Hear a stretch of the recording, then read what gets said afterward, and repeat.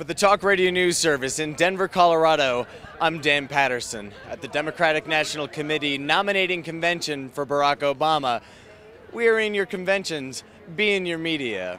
Behind me, you see the convention hall. Streaming past us are members of the media, there are delegates, and there are friends of delegates.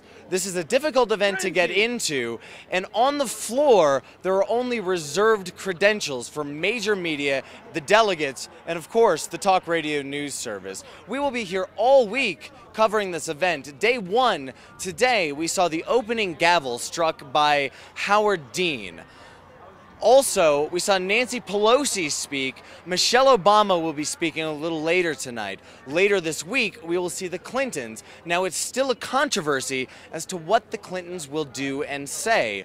There is a split in the party, although the Clintons have released their delegates. So we're not quite sure the level of unity that we will see within the party. But of course, behind me, you can hear the noise and the excitement is palpable.